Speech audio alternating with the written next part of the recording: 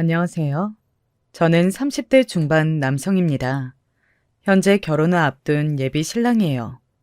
지금은 국내 굴지의 대기업에서 엄청난 대우를 받으며 일을 하고 있습니다.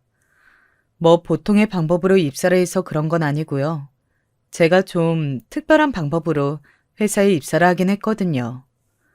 오늘 제가 이곳에 사연을 보내게 된 이야기를 하려면 제가 자라온 과정부터 가정 환경, 그리고 지금 결혼하려고 하는 여자를 만나게 된 모든 것들을 세세하게 설명을 해야 할 것 같네요.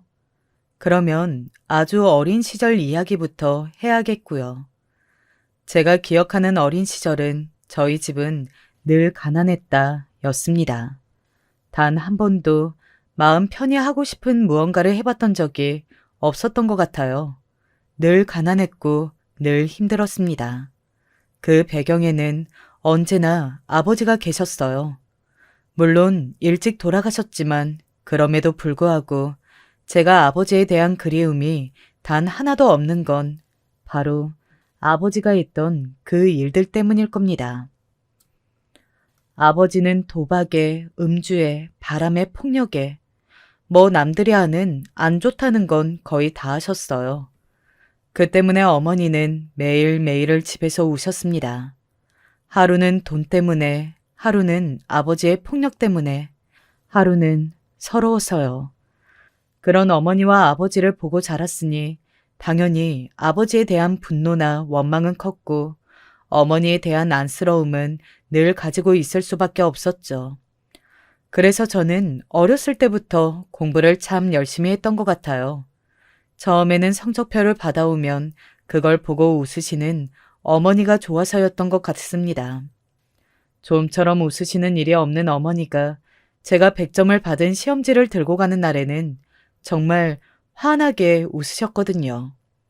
그리고 조금 더 시간이 지나서는 그게 성공하는 이 지옥에서 벗어나는 유일한 길이라는 생각에 열심히 했어요. 개천에서 나는 용, 그게 바로 제가 되겠다는 그 일념 하나로 말입니다.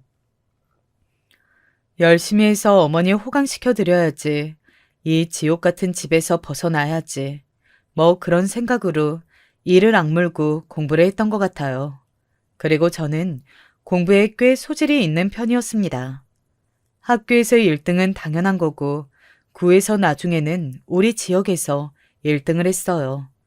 전국에서도 손에 꼽는 등수를 받았던 날에는 학교는 물론이거니와 온 동네 사람들이 제 이야기를 했습니다. 아직도 저는 고향에선 유명인사예요. 아버지는 중학교 때 돌아가셨습니다. 그때는 그게 무슨 병인지는 몰랐는데 그냥 술을 많이 먹어서 술병이 나서 돌아가신 거라고 다들 그러셨거든요. 나중에 어른이 돼서 보니 간경화로 돌아가신 거더라고요. 술병이 맞긴 하죠. 아마 제가 기억하는 아버지의 모습 중에 대부분은 술을 드시고 술주정하는 거거나 아니면 술을 드시는 장면들 뿐이니 그게 원인인 건 맞을 겁니다.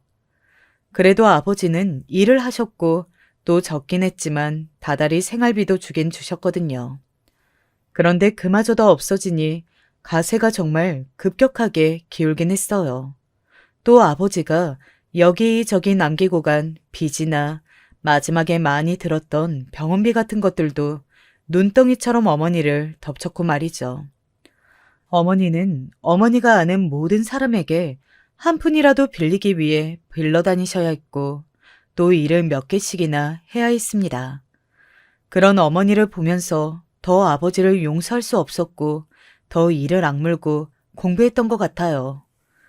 제가 더 공부를 열심히 할 수밖에 없었던 이유 중에 하나는 바로 여동생이었습니다. 여동생은 아주 예전부터 그림을 그리고 싶어 했거든요. 그런데 저 때문에 다니던 학원도 그만둬야 했어요. 제가 사립고등학교를 갔기 때문입니다. 사실 가지 않겠다고 했지만 어머니가 거의 울며 매달리셨거든요. 네가 그 학교에 가지 않으면 자기는 평생 너에게 미안해하고 후회할 거라면서 말이죠.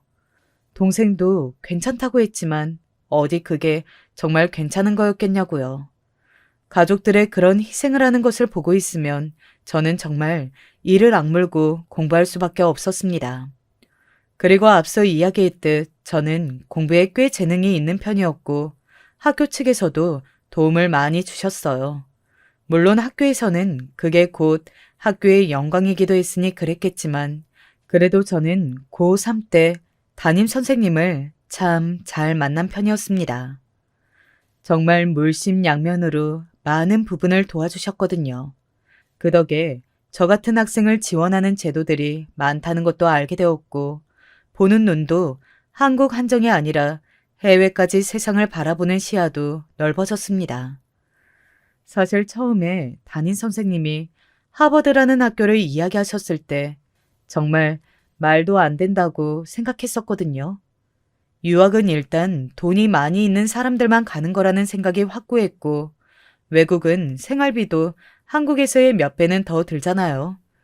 비단 학비의 문제가 아니라 그냥 그건 제 인생에서 없을 일이라고 생각했기 때문에 담임 선생님이 처음 하버드라는 학교의 이름을 이야기했을 때 농담을 하시는 줄 알았거든요.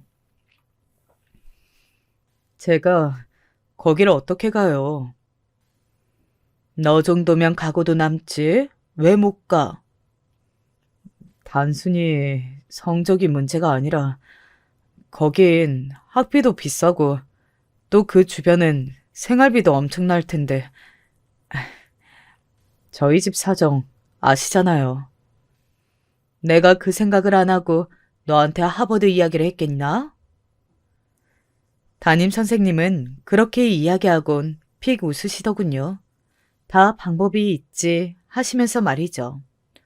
선생님은 제 성적이 아까워 여기저기 많이 알아보신 모양이더라고요.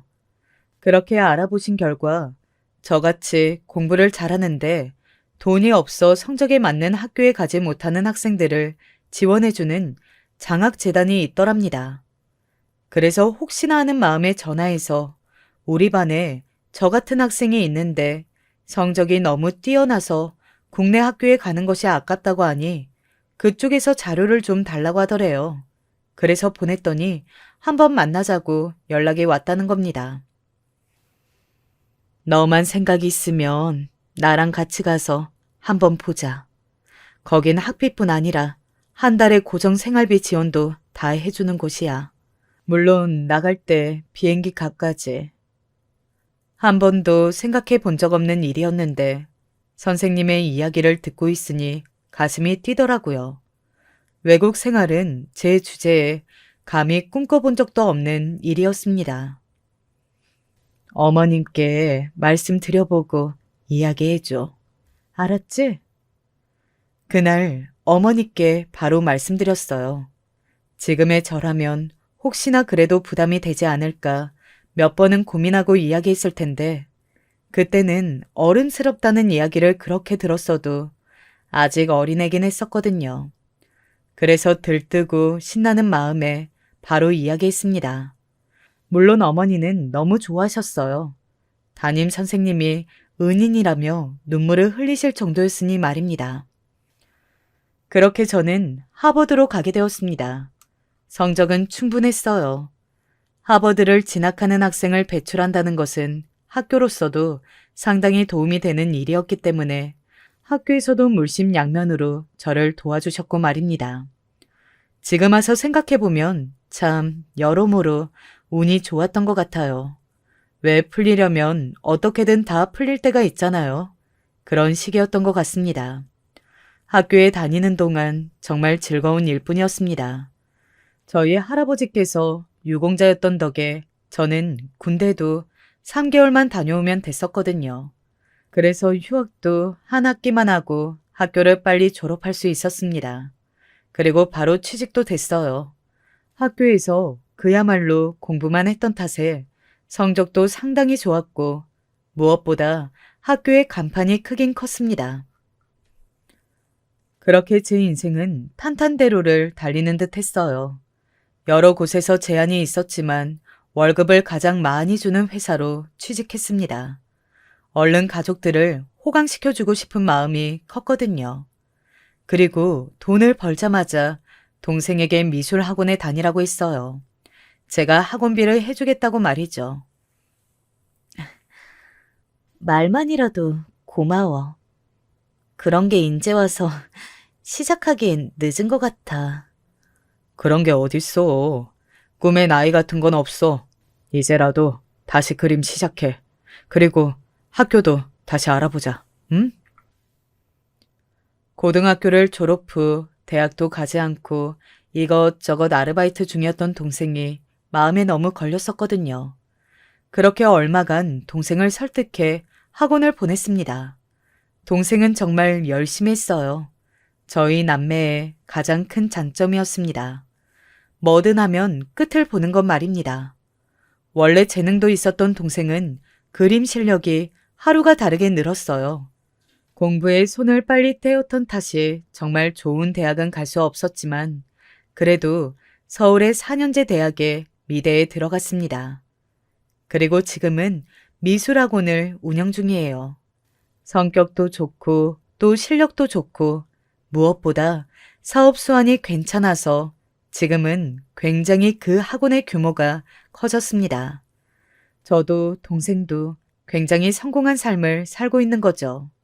남들이 보면 정말 그야말로 개천에서 용이 난 겁니다. 그리고 어머니도 월급을 열심히 모아서 대출까지 받아 이사를 보내드렸어요. 원래 작고 굉장히 오래되어 낡은 아파트에 살고 계셨는데 그게 늘 마음에 걸렸었거든요. 회사가 크면 좋은 점이 복지가 상당히 많더라고요. 첫 집을 살 때 대출을 많이 받을 수 있었는데 그걸로 집부터 사드렸습니다. 어머님은 나중에 장가 갈 때 하지 하시며 한사코 받지 않으려 하셨지만 그것도 제가 우겼어요. 대학을 졸업하고 회사에 취직하고 제일 먼저 찾아간 사람은 바로 담임 선생님이었습니다. 정말 제 인생의 은인이라고 해도 과언이 아닌 분이셨죠. 그런데 그때 선생님께 들었던 말이 있어요. 나는 너를 괜히 거기 보냈나 싶어서 후회했었는데 무사히 졸업했다니 너무 다행이구나. 어머님이 고생이 많으셨겠어. 네? 그게 무슨 소리세요? 너 모르니? 뭐가요? 제가 선생님이 도통 무슨 소리를 하시는지 모르겠다는 듯 보자 선생님은 한참을 망설이시다가 입을 떼셨습니다. 어머님이 일부러 말 안 하셨나 본데 내가 괜한 이야기를 꺼낸 게 아닌지 모르겠다. 그리고 선생님께 들은 이야기는 정말 지금도 생생히 기억이 납니다. 너를 지원해주던 장학재단이 사정이 안 좋아져서 중간에 지원을 끊게 됐다고 나에게 연락이 왔었어. 내가 그 이야기를 어머니께 전해드렸었는데 너한테는 계속 생활비랑 학비가 같다는 말이니? 생활비야 그렇다 치더라도 하버드 학비는 정말 만만치 않았을 텐데 그걸 어머님이 어떻게 감당하셨는지 모르겠구나. 담임 선생님께 몇 번이고 그거 확실한 이야기가 맞냐고 물었습니다. 그럼 그래서 내가 너한테 괜히 헛바람 들게 한 건 아닌지 싶어서 며칠을 잠도 못 잤는데. 담임 선생님을 뵙고 집으로 돌아가는 길에 저를 지원해줬던 장학재단에 전화했어요. 그 전보다 규모는 상당히 작아졌지만 아직 있긴 하더라고요. 그런데 그곳에서 듣게 된 말도 선생님이 저에게 하셨던 말과 같았습니다. 전화를 끊고 생각에 잠겼습니다. 하버드의 학비는 정말 한두 푼이 아니었어요. 어머니가 덜 먹고 덜 입고 열심히 일하는 걸로는 감당할 수 없는 금액이었습니다. 그리고 제가 알기론 저희 집에 그만한 재산이 있을 리가 없고 말이죠. 여동생까지 일을 해가며 제 학비를 벌었다면? 그것도 가능은 한 일이었지만 그 정도로 감당이 될 금액은 아니었어요. 학비뿐 아니라 다달이 생활비도 꼬박꼬박 들어왔으니까 말입니다. 제가 생활비를 받는 통장을 어머니 앞으로 해뒀었거든요. 그래서 한 달에 어느 정도를 남기고 어느 정도만 저에게 달라고 했었던 기억이 난단 말이죠. 하지만 저는 학교를 다 잘 졸업했잖아요. 생활비도 정말 한 달에 빠짐없이 잘 들어왔었거든요. 물론 저는 하버드에서도 성적이 좋아서 신청만 하면 장학금을 받을 수 있긴 했지만 그마저도 전액은 아니었고 또 학비가 나오니까 굳이 신청하지 않았었단 말이죠. 저 말고 더 어려운 친구에게 기회가 갔으면 하는 마음에서 말입니다. 그런데 그 큰돈이 어디서 다 난 건지 정말 며칠을 고민했던 것 같습니다. 그렇다고 저희 집에 빚이 많아서 그때 그 빚을 갚고 있는 것도 아니었고 말이죠. 하지만 어머니께는 묻지 못했어요.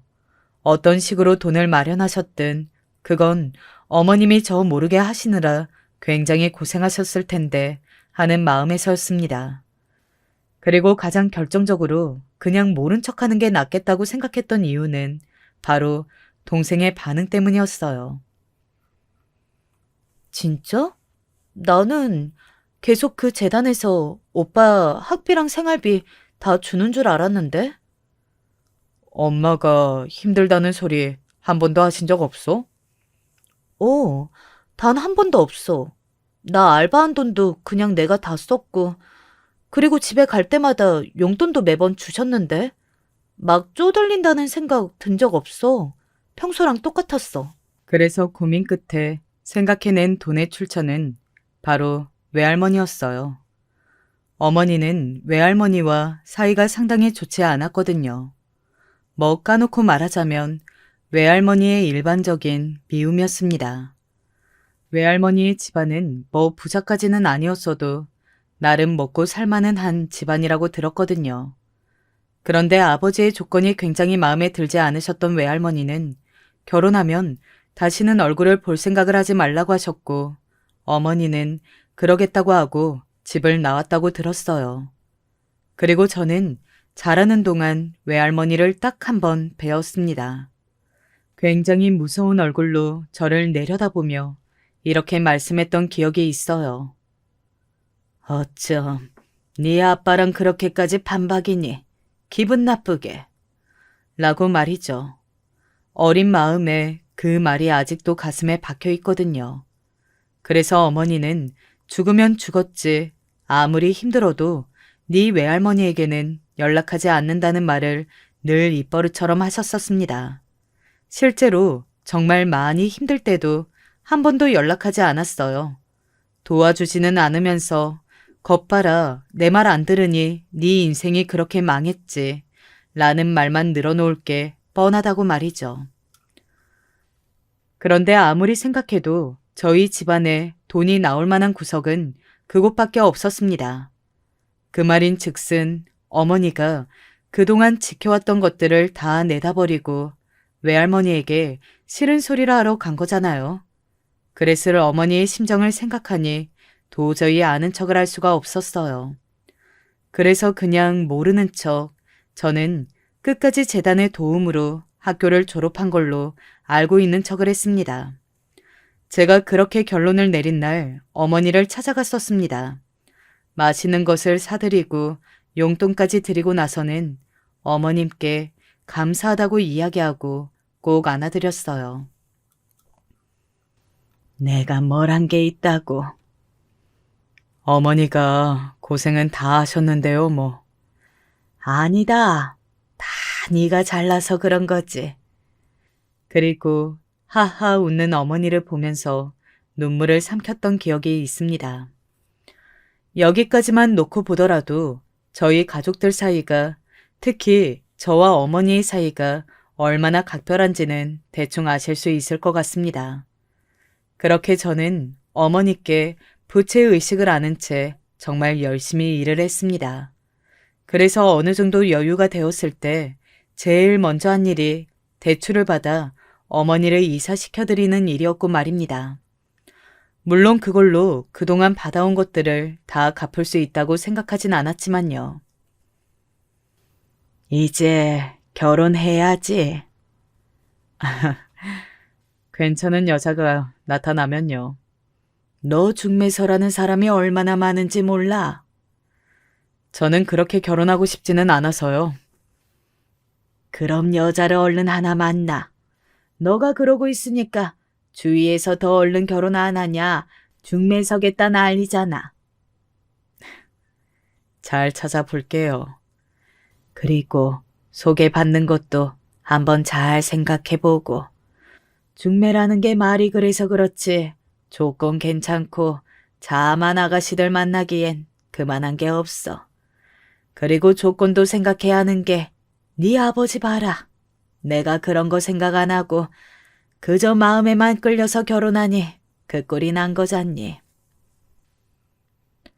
어머니는 그렇게 결혼한 자신의 과거를 엄청나게 후회하고 계셨기 때문에 조건 좋고 참한 여자와 결혼하기를 바라셨어요.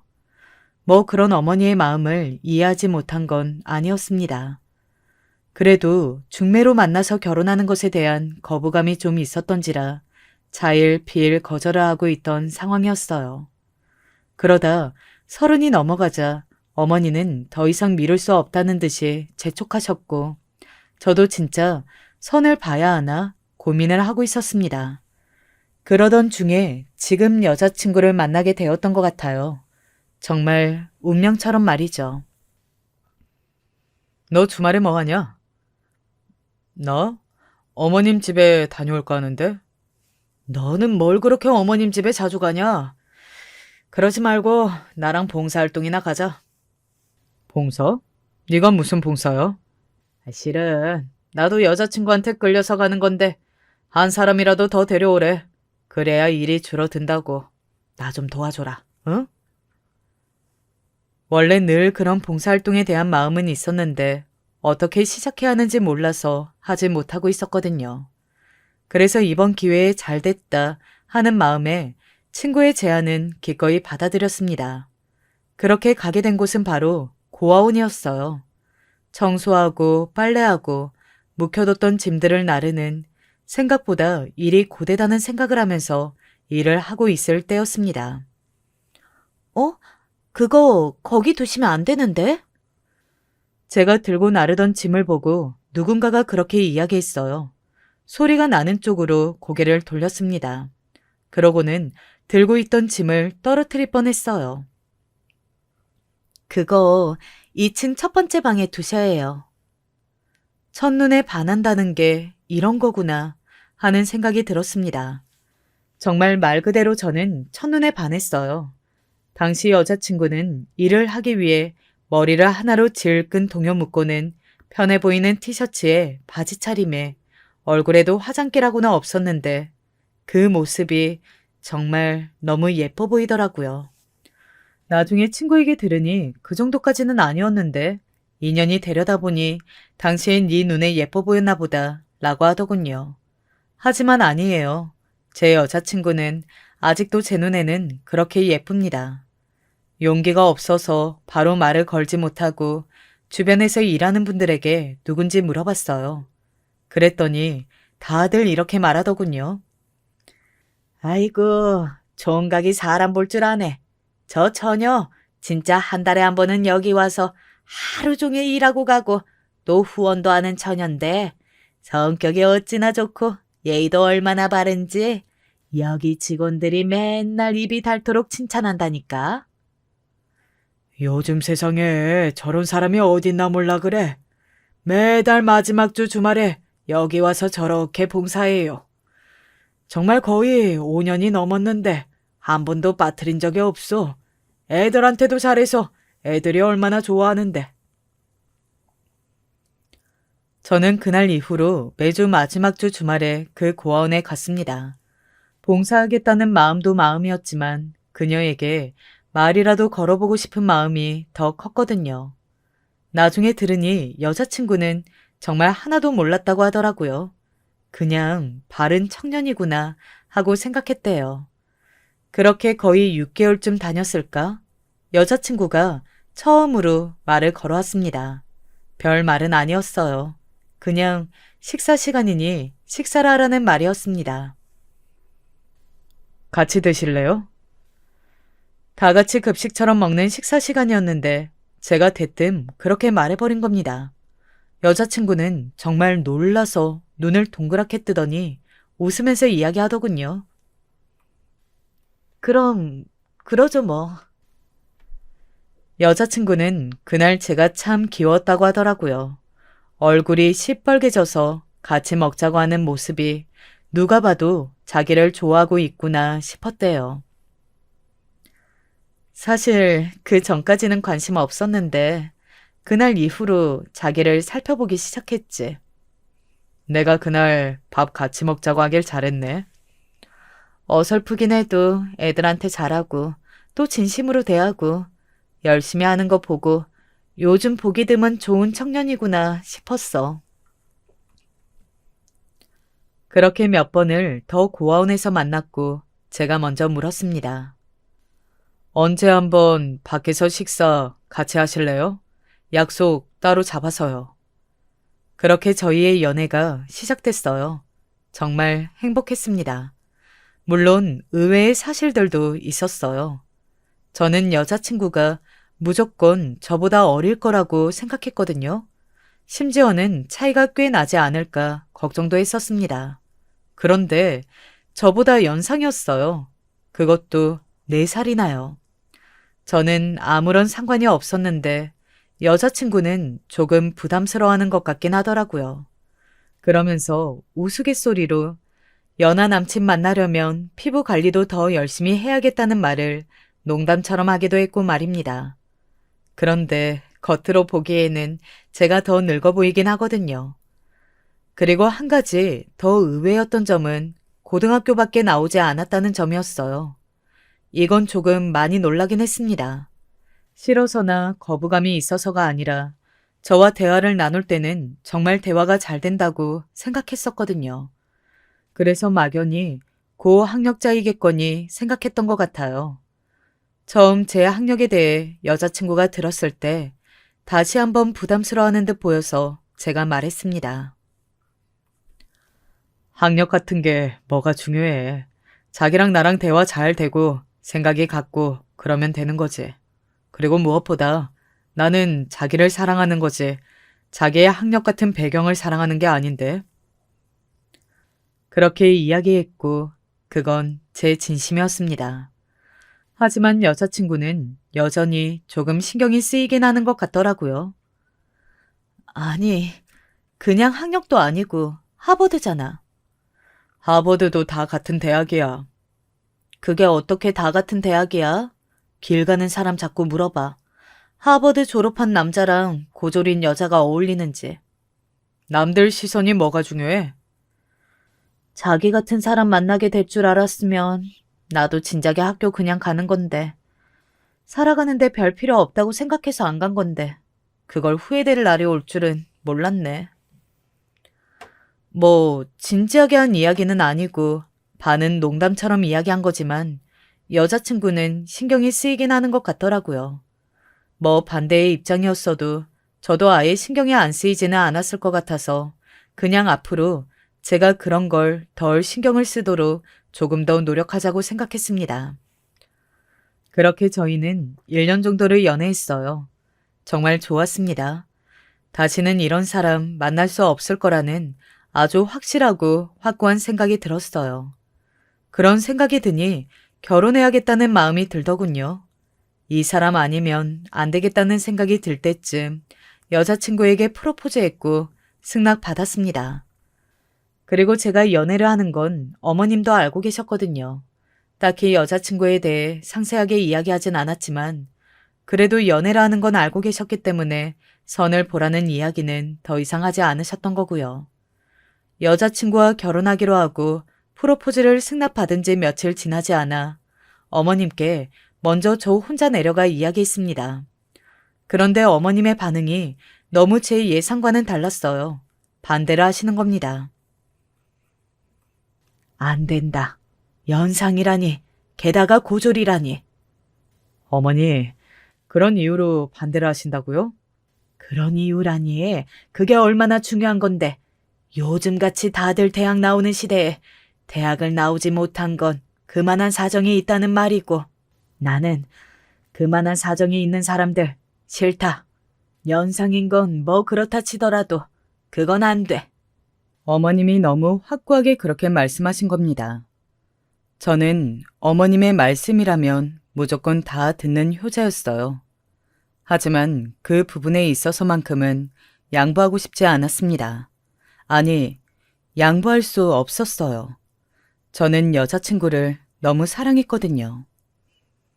저는 이 사람 아니면 결혼 안 할 거예요. 어머님은 그 말에 충격을 받으신 듯 했어요. 자신의 말이라면 죽는 신용도 했던 효자 아들이 처음으로 자신의 말을 듣지 않겠다 선언한 거니까 말입니다. 그것도 여자 문제로요. 그래도 나는 안 된다. 절대 안 된다. 고졸이라니. 걔도 정말 양심이 없다.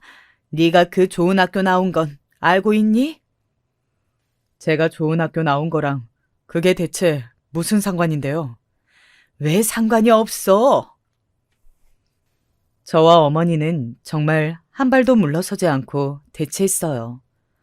그날은 아무런 해결책을 찾지 못하고 집으로 돌아왔습니다. 그러고 나서 우리 어머님께 언제 인사를 가면 좋겠냐고 묻는 여자친구에게 아무런 말을 하지 못했습니다. 여자친구는 나중에 그날 직감적으로 알았다고 하더군요.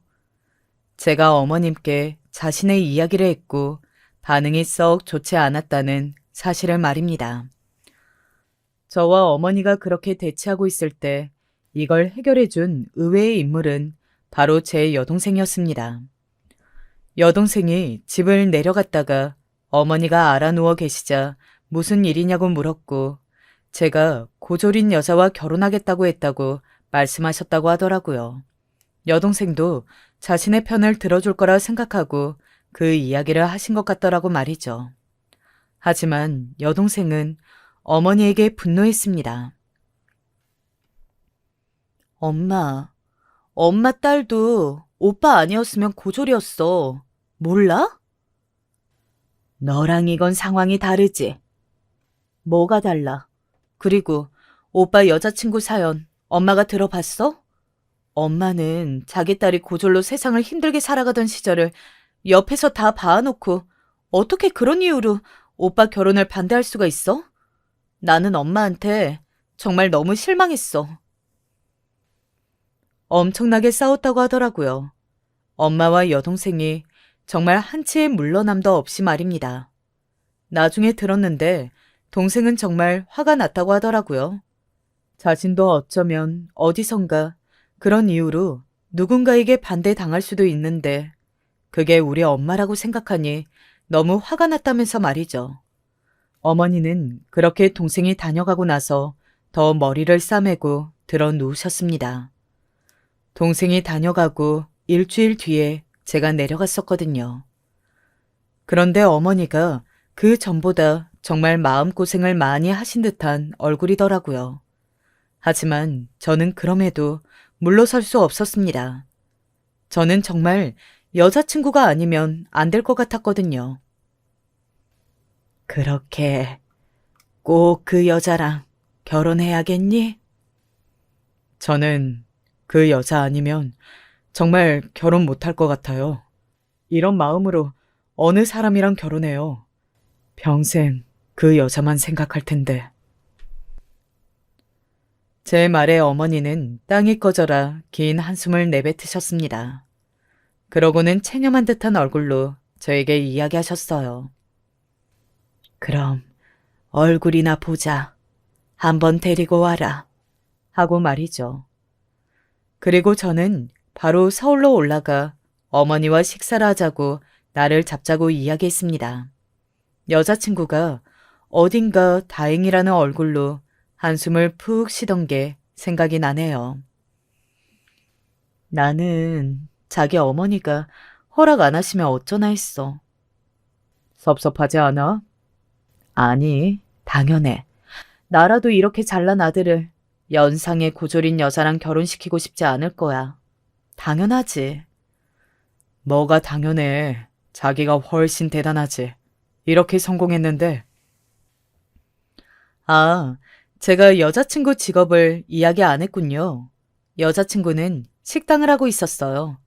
뭐 대단히 크거나 가맹점이 있거나 한 식당은 아니었지만 이 동네에서는 모르는 사람이 없는 맛집이었습니다. 그래서 옆 동네에서 찾아오는 손님들도 많았고 여기저기서 분점을 내고 싶어 연락해 오는 것도 많았어요. 아마 버는 돈으로 따지면 저보다 여자친구가 훨씬 더 벌 겁니다. 사실 어머니는 그 점도 마음에 안 들어 하셨던 것 같아요. 학벌은 저보다 한참 낮은데 저보다 돈을 잘 번다는 이유로 남편을 무시하거나 하면 어떡하나 하는 쓸데없는 걱정들을 하셨거든요. 물론 그게 어머님의 사랑이라는 건 알지만 말입니다. 여자친구는 뭘 준비할지 모르겠다며 과일과 고기 그리고 자신의 가게에서 파는 음식들을 잔뜩 챙겼습니다. 그리고 어머님 댁으로 가는 동안 차 안에서 떠는 여자친구의 손을 꼭 잡아줬던 기억이 나네요. 나 싫어하면 어떡하지? 자기를 보면 싫어할 수도 없어. 이렇게 좋은 사람인데? 그래도 그렇다 하더라도 나는 자기랑 무조건 결혼할 거야. 그러니까 자기도 무조건 포기하면 안 돼? 알았지? 그렇게 이야기하며 서로를 다잡았습니다. 그리고 어머님 댁 앞에 도착했어요. 숨을 가다듬고 배를 눌렀습니다. 그리고 현관문이 열렸어요. 저희 두 사람을 반겨준 건 어머니가 아니라 동생이었습니다.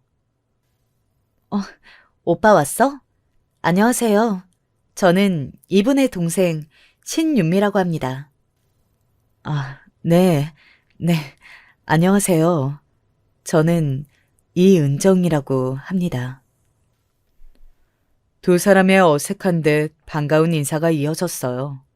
나중에 들어보니 동생은 혹시나 엄마가 안 좋은 말이나 행동할까봐 걱정돼서 내려온 거라고 하더라고요. 학원 일이 바쁠 텐데 정말 고맙다고 생각했습니다. 그리고 집 안으로 들어갔어요. 어머니가 음식을 하신 듯 집안에 맛있는 냄새가 가득했습니다. 그리고 부엌에서 어머니가 나오셨어요. 어머니는 그렇게 인사를 하며 여자친구의 얼굴을 봤습니다. 그리고는 그 자리에서 굳으셨어요. 그건 여자친구도 마찬가지였습니다. 어머니와 여자친구 두 사람은 서로의 얼굴을 확인하고는 인사를 하다 말고 멈췄어요. 두 사람 왜 그래요? 뭐 아는 사람이에요? 놀라서 이게 무슨 일인지 파악하는 저와 그걸 물어보는 동생의 말은 두 사람의 귀에 제대로 들리지도 않는 듯 했어요. 그러고는 어머니가 큰 소리로 말했습니다. 아이고, 사장님. 사장님? 이라는 의문이 머릿속에 뜬 채 시선을 바로 여자친구에게 돌렸어요. 여자친구도 마찬가지로 큰 소리로 어머니를 향해 말했습니다. 박씨 아주머니. 두 사람은 확실히 아는 사이가 맞았어요. 그렇게 한동안 서로를 마주본 채 어버버거리고 있던 두 사람을 자리에 앉히고 어떻게 된 사연인지를 물었습니다. 여자친구는 뭔가 말하기 곤란한 듯 저를 한번 슬쩍 본 뒤 말을 하지 않았어요. 하지만 어머니는 아니었습니다. 사장님인 줄도 모르고 내가 아이고 죄송합니다. 천벌을 받겠네 그려. 그게 무슨 소리예요. 천벌이라니. 인생의 은인을 내가 그렇게 반대를 했다니. 아이고. 인생의 은인? 그게 무슨 소리야?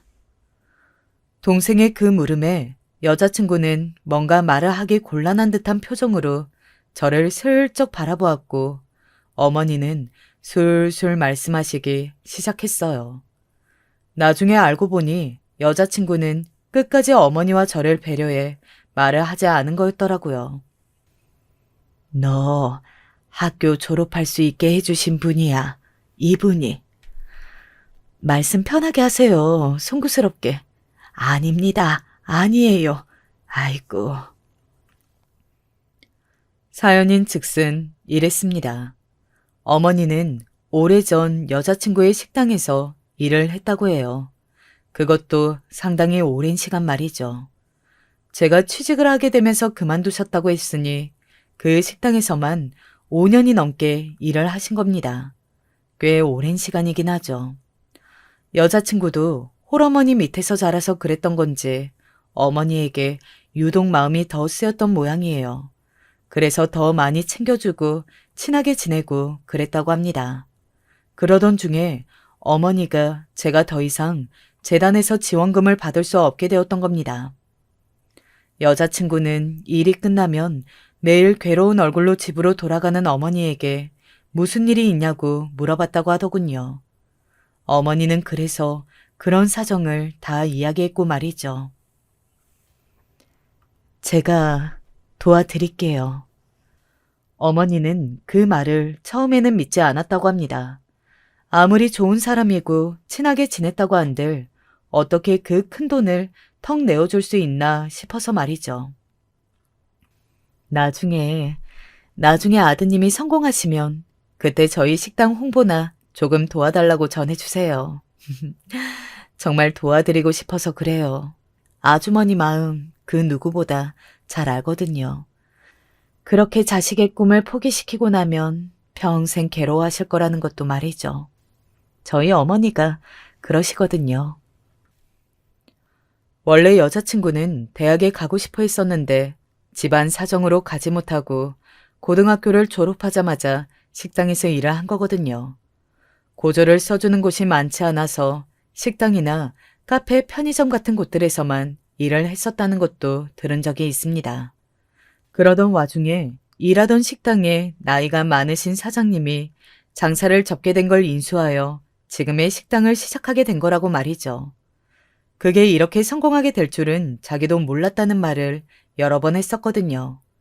여자친구는 그렇게 어머니에게 돈을 빌려준 것도 아니고 그냥 줬다고 합니다. 어머니는 사실 받을 염치가 없었지만 받을 수밖에 없으셨다고 해요. 그게 아니면 제가 한국에 다시 돌아와야 했었으니 말입니다. 그렇게 제가 학교를 마치고 한국에 돌아와 취직하면서 식당을 그만두신 겁니다. 원래 더 다니면서 돈을 갚으려고 하셨는데 여자친구가 한사코 거절했고 당시에 제가 어머니에게 식당을 그만두라고 몇 번이나 말을 했었거든요. 어머니가 일을 하시는 걸 더 이상 보고 싶지 않아서 말입니다. 그 두 사람의 사연을 듣고 있으니 여자친구와 저는 더 인연이라는 생각이 들긴 하더군요. 만나야 할 사람들이 만난 것 같은 기분이 들었습니다. 그리고 그건 동생도 어머니도 그렇게 느끼는 듯 했어요. 특히 동생이 손뼉을 치며 너무 좋아하더라고요. 동생은 저희가 고아원에서 처음 만났다는 사실도 정말 좋아했거든요. 보지 않아도 너무 좋은 사람이라는 걸 느낄 수 있다면서 말이죠. 그리고 그런 이야기를 들었으니 여자친구에 대한 좋은 마음이 더 커지긴 했을 겁니다. 오빠가 진짜 복이 많네. 어떻게 이런 분을 다 만나서. 그러니까 사람은 역시 좋은 일을 하고 살아야 해. 봉사활동하다가 만난 것만 봐도 그래. 나도 이제 봉사나 다닐까 봐. 그렇게 이야기하며 호들갑을 떨어댔습니다. 사실 저는 그 소리가 그냥 하는 소리인 줄 알았는데 실제로 여동생은 그날 이후로 미술 봉사를 다니기 시작했어요. 그리고 놀랍게도 그곳에서 인연을 만나 지금 연애 중입니다. 나중에 동생이 그러더군요. 정말 봉사하면 좋은 일이 생긴다고 말이죠. 아무튼 그렇게 어머니와 여자친구의 상봉 같은 재회가 이루어졌습니다. 그날 어머니는 많이 우셨고 여자친구도 그런 어머니를 보며 많이 울었어요. 그러고는 여자친구가 가게에서 가져온 음식과 어머니가 하는 음식을 함께 나눠 먹으며 여전히 변하지 않은 맛과 어머니의 음식 솜씨에 관한 이야기도 나눴습니다. 그럼 내가 결국은 내 남편 될 사람의 학비를 준 거네? 그러네. 원래도 안 아까웠지만 정말 하나도 안 아까운 돈이네. 그렇게 말하는 여자친구가 너무 사랑스러워서 꼭 안아줬던 기억이 납니다. 그리고 그 이후에 여자친구의 집으로도 인사를 하러 갔어요. 여자친구가 굳이 그 이야기는 하지 않는 게 좋을 것 같다고 해 먼저 이야기를 꺼내지는 않았습니다. 여자친구는 아마 제가 혹시나 조금이라도 무시당하거나 안 좋은 소리를 듣게 될까봐 말하지 말라고 했던 것 같아요. 저는 아무래도 괜찮았는데 말입니다.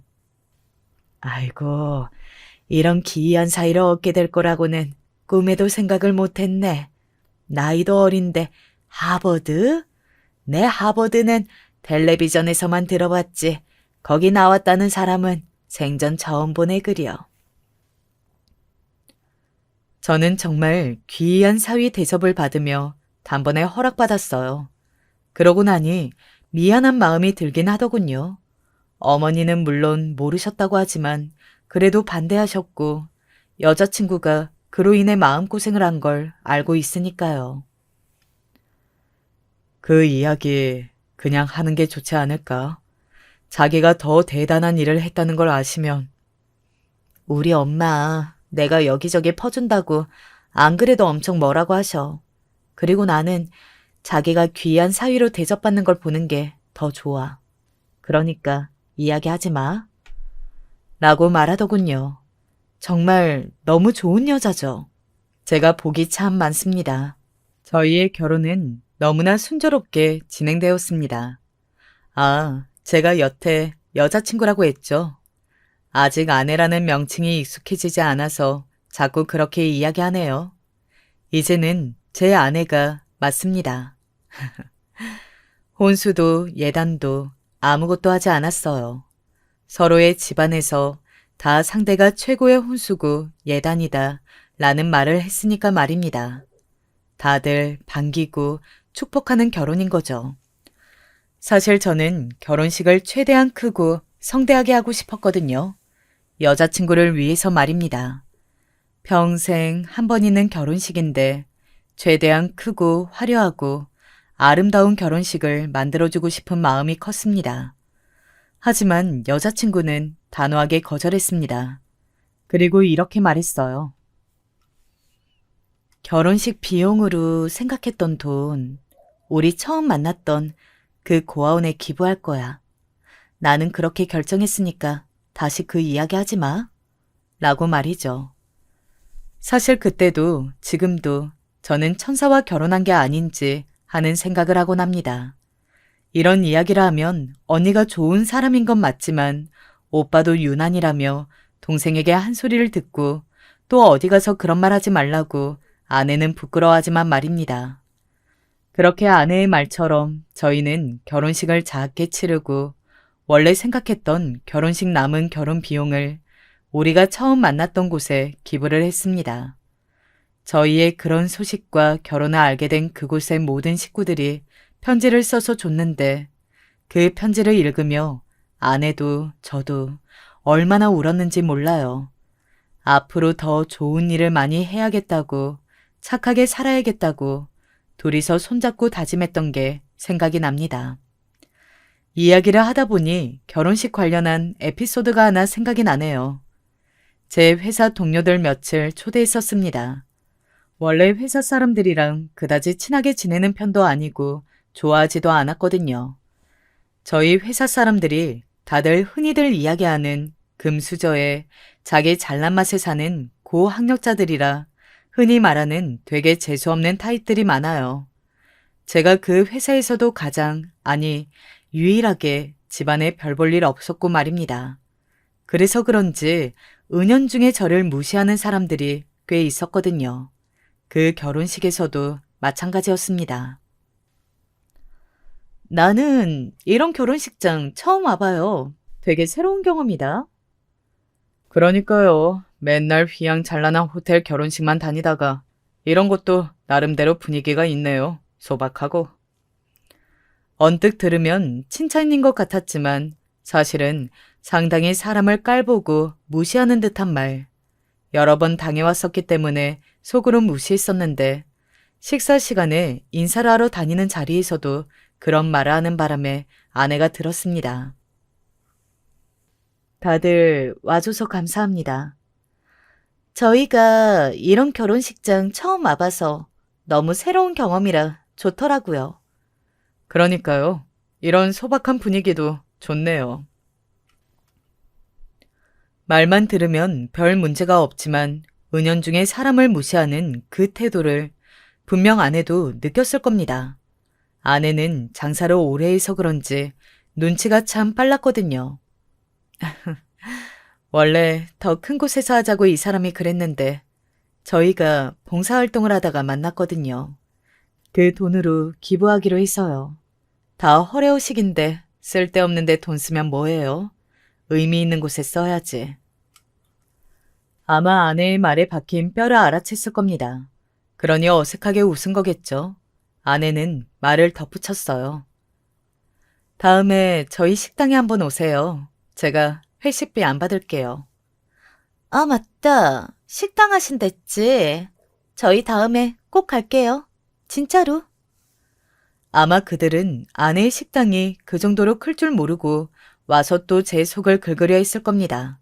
하지만 진짜 회식 날짜를 잡고 아내의 식당에 온 날 팀원들 모두가 입을 떡 하고 벌어졌어요.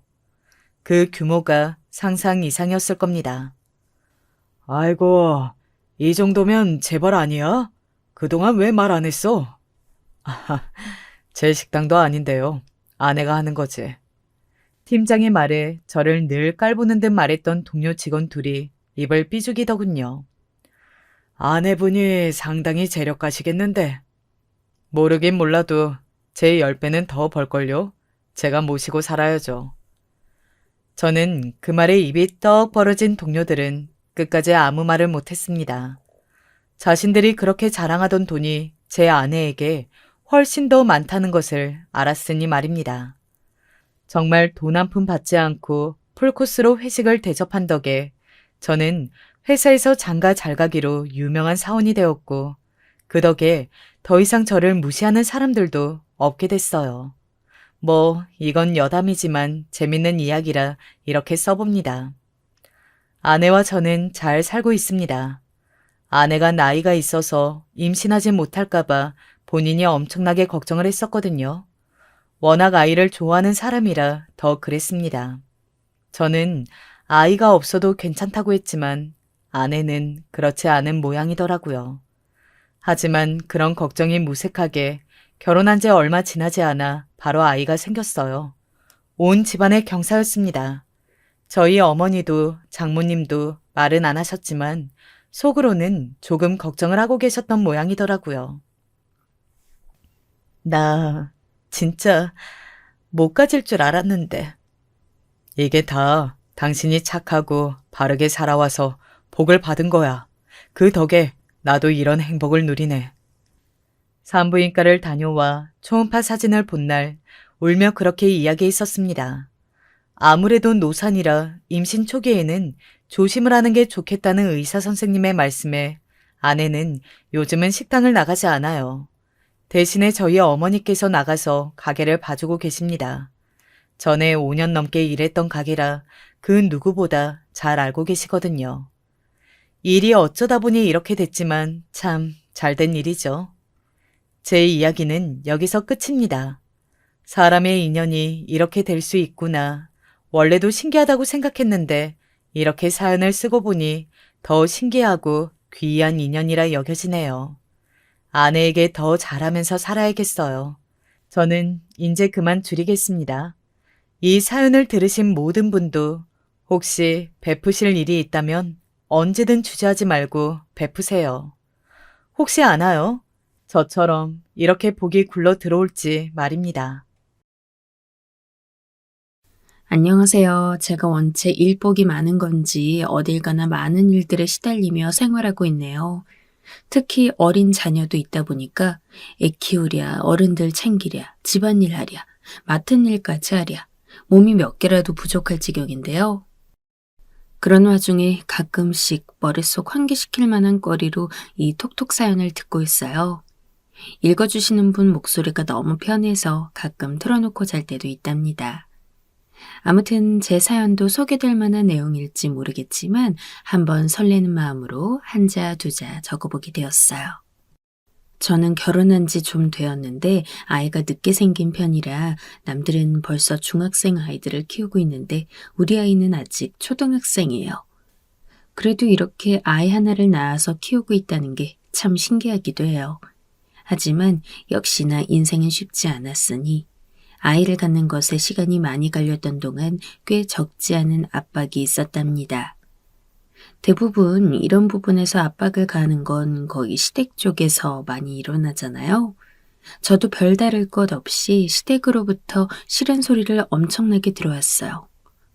솔직한 마음으로 그때 애가 금방 생기지 않은 건 이런 스트레스 때문에 더 심한 게 아니었을까 싶더라고요. 저희 시어머니는 진짜 말을 가리지 않고 하시는 분인데다가 옆에 시아버님도 정말 만만치 않게 거드는 타입이었어요. 아니, 대체 우리 명진이는 아무 문제가 없는데 수연이 네 문제 아니니? 애가 왜 이렇게 안 생기는 거야? 네 신우는 같은 애에 결혼해서 남의 집 자식만 저렇게 순풍순풍 둘이나 낳아주는데 말이야.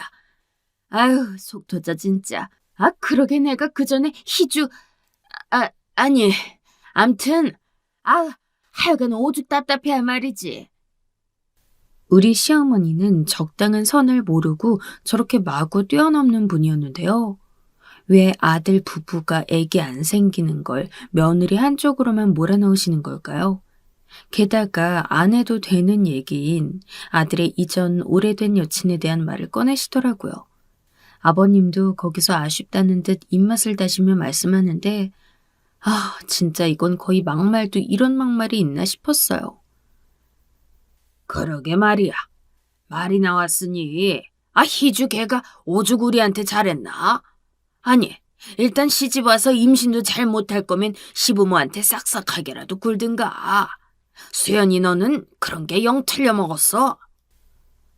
어찌 보면 이걸 또 긍정적으로 생각하자면 어머니 하나한테만 원수질 게 아니라 아버님까지 이렇게 겉드시니 두 분 다 공평하게 저에게 밉상이었다고 보는 게 좋을까요? 한쪽으로 너무 기울었으면 그 분노가 정말 어마어마했을 것 같은데 저렇게 시부모님 둘 다 극성 맞으시니까 둘 다 아주 균형 있게 얄밉고 싫어지더라고요. 저는 저때 같이 맞받아치면서 싸우는 방법도 있었겠지만 두 분은 그런 상식이 통하는 분들이 아니거든요. 한때 이런 부분에 대해 엄마에게 털어놨더니 듣다 속이 터지셨는지 엄마가 결론을 내려주셨어요. 에휴, 내가 볼 땐 니네 시부모님 그냥 불쌍히 여기는 게 맞을 것 같아. 이왕 가정 꾸려서 살고 그 집이랑 같이 살 거면 너도 그렇게 받아들이는 수밖에 없지 않니? 실제로도 그런 거 같고 말이야. 사람은 자기가 대접받은 대로 남한테 하더라고. 오죽 둘이 살면서 남들에게 못난이 취급하고 불쌍히 살아왔으면 자기보다 약자라고 생각하는 사람한테 저리 함부로 하겠냐. 그냥 본인들이 걸어온 인생이 저런 취급받는 게 당연했던 인생인 거야. 네가 불쌍히 여겨 그냥.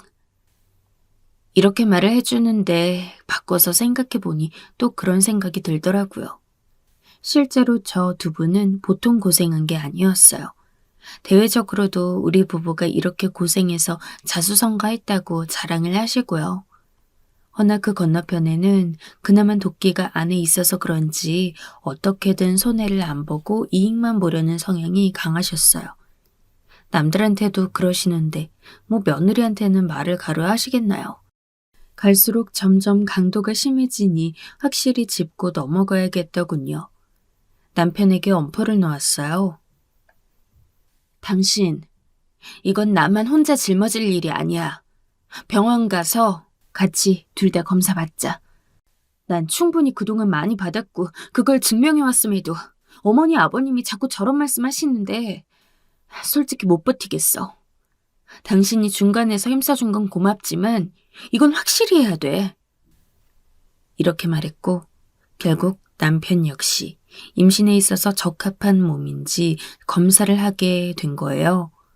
누누이 어머니는 저에게 본인 아들은 문제 없다는 말을 하셨고 그에 맞서 남편이 몇 번이나 본인 어머니에게 대들기도 했었어요. 그런데 정말 눈 가리고 귀 막고 말을 안 들으시더라고요. 결국 우리는 검사를 받은 결과 남편 쪽이 좀 더 문제가 있다는 내용을 듣게 되었어요. 솔직히 남편도 마음이 안 좋겠지만 전 더 이상 지체할 수 없었어요. 당신도 눈으로 확인했지? 말해두는데 난 그 부분에서 크게 불만은 없어. 그런데 단 한 가지.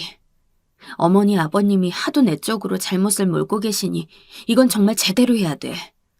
둘이 같이 노력해야 하는데 자꾸 그렇게 죄라도 지은 양 야단치시니까 애기가 오래다가도 못 올 것 같아. 이건 당신이 총대 매야 한다고 봐. 그나마 제가 남편에게 이렇게 말한 건 말이 통하는 사람인데다가 온전히 시댁 문제에서 제 편이 되어주기 때문이에요. 그렇다고 본인 부모님께 불효하고 대드는 편이냐 하면 그런 건 아니고요. 요새 보기 드문 자기 부모님이며 처가 그리고 아내에게도 두루두루 잘하는 사람이에요. 한마디로 융통성이 있는 거고 그러니까 제가 불임의 시간들 안에서 그렇게 시댁에서 핍박을 받았는데도 같이 살고 있었던 거고요. 아무튼 남편은 알겠다고 하더니 그 길로 제 손을 잡고 같이 시댁에 갔어요. 아버지, 어머니, 저기 병원 가보니까 아무래도 제가 문제라고 하네요. 제 몸 상태로 볼 때 아기 생기는 게 쉽지 않다고 해요. 이 사람, 그러니까 수연이는 아무런 문제가 없다고 해요. 그러니까 앞으로는 생기건 안 생기건 우리가 알아서 할 테니 너무 뭐라고 하지 마세요. 이렇게 쭈뼛쭈뼛 말하는데 그때 부모님 얼굴을 보니까 울그락불그락 표정이 장난 아니시더라고요. 그렇게 몇 년간을 며느리한테 몰아치듯 그 화풀이를 했는데 그 원인이 자기 아들이라뇨. 아무리 낯이 두껍다고 한들 그걸 이제 와서 어떻게 또 며느리 탓을 하겠어요. 그런데 그런 와중에 어머니는 끝끝내 자존심을 잃고 싶지 않으신지 한마디를 더 하는데 그때 남편이 와락 성질을 내버렸어요. 아니, 검사가 잘못된 거 아니냐? 애기 갖는 건 여자가 문제지 남자가 왜? 다시 한번 해봐. 수연이가 애기씨가 안 들어서는 거지 네가 왜 잘못이냐? 그런 말 하지 마. 이때 저도 신경이 곤두서려는 찰나에 남편이 날카롭게 반박하니 입을 다물게 되더라고요. 어머니가 의사예요? 우리 병원 2군데나 다녀봤고 전문 기관도 따로 갔어요. 나보곤 문제 없다고 하라면서 어머니는 왜 그렇게 남의 집 자식한테 그런 말을 막 해요. 장모님 장인어른이 내가 문제라는 거 알고 그렇게 말하시면 어머니 좋겠어요? 그리고 처가 어른들은 나한테 절대 이름으로 안 부르셔. 꼬박꼬박 김서방이라고 하신다고. 아무튼 그렇게 하시고 우린 갈게요. 이 부분에서 저도 약간 마음이 약해진 게 평소 제가 뭐라고 할 때 늘 말없이 입 꾹 닫고 듣고 있던 남편이 저런 생각을 세심하게 했던 건가 싶더라고요. 제 대신 본인이 할 말을 막 시원하게 해버리니까 저도 더 쌓일 것은 없었어요. 어머니도 정작 처가에서는 본인 아들을 제대로 대접한다고 하니까 차마 더 뭐라고 말이 안 나오셨던 것 같아요. 그 길로 우리는 집으로 오게 되었어요. 그렇게 해서 시험관을 시도한 지 1년 후, 솔직히 포기하고 싶어서 울었던 날도 몇 번 있었는데 그 와중에 아기가 생기게 된 거 있죠. 이때 너무 신나서 남편과 둘이서 얼싸안고 또 울고 둘이서 파티도 하고 난리도 아니었어요. 그런데 그때 남편이 갑작스레 입단속을 하더라고요. 수연아, 우리 아기 안정될 때까지, 그러니까 몇 개월 지나서까지는 양가에 알리지 않는 게 어때? 어렵게 아기가 생긴 거라 어른들은 기분도 많겠지만 걱정과 염려도 많으실 것 같아. 우리도 차분하게 이 시간 같이 보내는 게 좋을 것 같고 말이야. 생각해보니 남편 말이 맞는 것 같아서 알리지 않았고 중간중간 무슨 검사를 하는 동안도 우리끼리 마음을 졸여가면서 지나갔지 어른들께는 비밀로 했어요. 그러다가 안정기를 한참 넘어서서 말씀을 드렸고 진짜 양가 반응이 너무 다르더라고요. 어머니는 곧 죽어도 잘된 건 다 자기 아들 덕이라고 하시더군요. 건망증이 있으신 건지 본인이 한 말도 기억을 못 하시더라고요. 그러게 내가 뭘 했어. 네 잘못 아니라니까. 이렇게 생길 거를 뭘 그렇게 가슴 졸여가면서 누가 문제니 네가 문제니 따질 게 뭐가 있냐. 아유, 속 시원해라. 누구 몸이 문제라고 주구장창 몇 년을 괴롭히시던 게 누군데 그런 건 까맣게 잊어버리셨더라고요. 우리 친정은 임신 소식을 알고 엄마 아빠 두 분도 우시면서 절 안아주셨고 아무튼 그렇게 시간이 흘러 아기를 낳게 되었어요. 눈이 똘망똘망한 남자아이를 낳았고 또 막상 아들을 낳아 그런지 몰라도 어머니의 태도가 완전 달라지신 거 있죠? 하여간 명희 걔는 애들을 둘이나 낳았지만 죄다 딸 아니야. 명진이는 참 장하게도 아들을 이렇게 안겨주니 그게 진짜야. 남의 집 좋은 일 시켜봤자 뭔 의미가 있어? 우리 집 핏줄만 건사하면 되는 거지. 하여간 그런 말씀을 하고 계시니 신우가 나중에 집에 드나들면서 별것도 아닌 걸로 괜히 시비를 걸지 뭐예요? 어머, 새언니. 애기를 그렇게 덥게 키우면 어떡해요. 애 온몸에 알러지 나겠네. 내가 볼 땐 시험관으로 가진 애라서 안 그래도 허약할 텐데. 언니가 확실히 애 키우는 방법을 잘 모르네. 그런 팁 좀 진작 얻어서 배워두지. 그동안에 시험관 하느라고 거기에만 몰두했나 봐요. 뭐 하긴 처음부터 다 아는 엄마가 어디 있어. 하나하나 다 배우면서 성장하는 거지.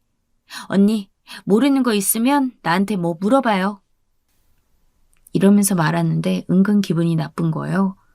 남편은 신경 쓰지 말라고 하지만 신우는 당시 자기네 집안 사정이 안 좋아서 그랬는지 몰라도 저한테 말을 매번 팅팅거리며 했어요. 그러다가 본격적으로 신우가 자기 부모님과 제대로 등지게 된 일이 있었는데요. 바로 언젠가의 명절날 다 같이 시댁에 모였는데 신우와 애들만 오고 신우 남편은 안 온 적이 있었어요. 그때 왜 그런가 했더니 글쎄 우리 시부모님과 사위간의 문제였더라고요. 신우는 그것 때문에 잔뜩 화가 나 있었고요. 엄마랑 아빠가 자꾸 그 사람 볼 때마다 한두 마디씩 뭐라고 하니까 그 사람 이제 우리 집 오기 싫다잖아. 그러게 왜 자꾸 그 사람을 들볼까? 그 사람 안 그래도 지금 실직해서 정신도 없고 스트레스도 많단 말이야. 그냥 알아서 하게 냅두지. 자꾸 전화해서 뭐라고 해대니까 상황이 이 지경이 된 거 아니야. 이때 신우가 소리를 박박 지르는데 어머니도 참지 않고 같이 뭐라고 하시는데요. 제가 볼 땐 어머니가 실수하신 것 같긴 했어요. 왜냐하면 정말 본인 자식들밖에 모르시고 그 외 배우자는 함부로 대하기로 유명하시거든요. 왜? 또 이서방이 뭐라고 하더냐? 하여간 능력 없는 주제에 입은 대빨 나와가지고 뭔 할 말이 그렇게 많다냐? 니네 아빠랑 내가 틀린 말한 건 없지 뭐. 회사에서 잘려서 그렇게 맴돌면서 저 자식은 내팽겨치니 내가 화가 안 나고 배겨? 이렇게 얘기를 들어보면 당연히 부모님 입장에서 화날 수 있죠. 그런데 이걸 직접 자식의 배우자한테 전화해서 매일매일 들볶는 건 다른 문제잖아요. 신우 혼자 애 둘 챙겨서 운전까지 해가지고 온 걸 보니까 정말 여러모로 신우 남편도 쌓인 게 많아 보이더라고요. 오죽하면 처가의 와이프랑 애들만 보냈나 싶었어요. 그런데 이 무렵에는 시부모님도 평생 이어오던 사업이 잘 안 풀릴 때라서 스트레스가 꽤 많으셨어요.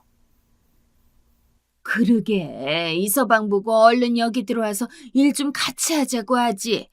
뭔 놈의 자존심이 그렇게 세가지고 돈도 못 벌면서 손만 빨고 있대. 네 아빠 지금 사업도 어렵고 매출도 확 줄었어. 그럴 때 사위가 와서 좀 도우면 덧나냐? 네 아빠가 사위 월급 정도는 챙겨주지 않겠냐고. 어머니가 이렇게 다그치시건 말건 신우는 완전히 악이 빡빡 올라 대드는데 그 싸움 소리에 우리 애가 놀라서 막 우는데도 멈추질 않더라고요. 나 이제 엄마 집 안 올 거야.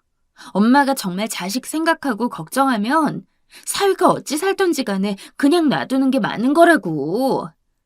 그 사람 엄마 아빠 전화 올 때마다 인상 찌푸리고 장난 아니야. 그 꼴을 내가 봐도 괜찮아, 엄마는? 엄마야 전화하고 끝이지만 나는 집에서 엄마 사위랑 하루 종일 생활한다는 생각 안 해봤어? 여기 오기 전에도 둘이 얼마나 이판사판으로 싸웠는데. 이제 안 올 거야. 이러면서 어머니가 차려놓은 음식도 제대로 먹지 않고 그냥 애들 둘을 마구 끌고 나가버렸어요. 100번 어머니가 잘못하시긴 했지만 부모 자식 입장에서 볼 때 어머니는 딸내미가 저러고 나가버리면 마음이 안 좋겠죠.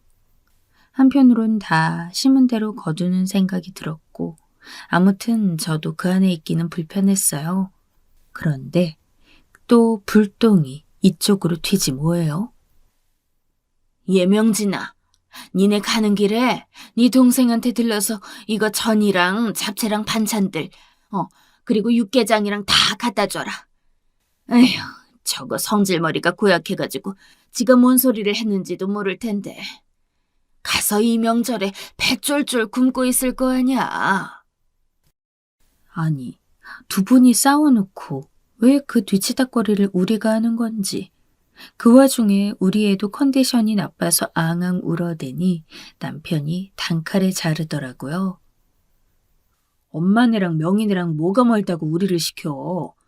둘이 문제가 생겼으면 둘이 푸세요. 우리도 지금 애기 울고 힘들어해서 집에 얼른 가봐야 돼.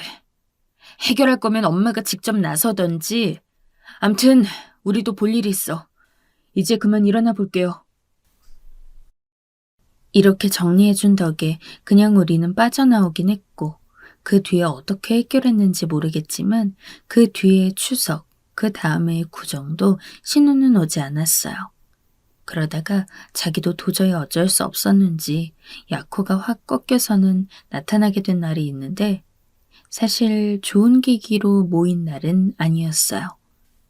바로 아버님의 사업이 완전 기울어지게 되면서 문제를 겪게 되었고 그때 정리를 해야 하냐 말아야 하냐 갈림길에 섰기 때문이에요. 안 그래도 이렇게 되기 1, 2년 전부터 계속 불안해하시고 힘들어하셔서 신경성 위염이나 장염도 달고 사셨거든요. 그쯤 되니까 매번 우리 부부 일이며 손주 키우는 것에 딴지를 거시더니 그럴 여유가 없어진 거예요. 어머니도 당장 아버님 사업에 문제가 생기니 여러 가지 빚진 것들도 있고 직원들 월급부터 해서 고민이 많으시더군요.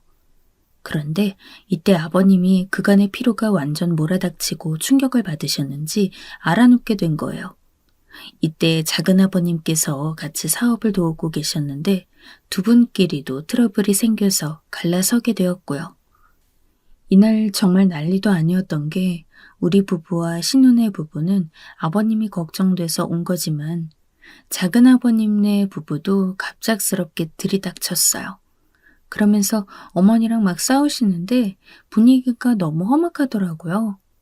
이때 참다 못한 남편이 나서서 말리긴 했는데 진짜 상황이 너무 좋지 않아서 저도 겁이 났었습니다. 작은아버지, 우리 아버지 저렇게 누워 계신데 꼭 오셔서 그렇게 하나하나 따지고 짚고 넘어가셔야겠어요? 아버지가 챙겨주실 건 다 챙겨주셨고 그 부분에 부족함이 있으신 것도 아니잖아요. 그런데 그렇게 패를 갈라서 기존 직원들까지 다 데리고 나가시면서 왜 아직도 아버지한테 불만이 많으신 거예요? 정말 너무하세요, 작은아버지. 막 대들고 난리가 났는데 정말 상황이 묘하게 돌아가는 건 뜬금없는 신우 남편의 등장이었어요. 멀찍이서 지켜보는 듯 하더니 갑작스레 이때 나서서는 작은아버님 편을 드는 게 아니겠어요? 이때 저희 남편과 신우, 어머니며 다 눈이 휘둥그레져서 쳐다보았는데 아랑곳 않더라고요. 아이 참, 작은아버님도 할 말이 많으시다는데 꼭 그렇게 우리같이 젊은 사람들이 껴서 될 게 있나?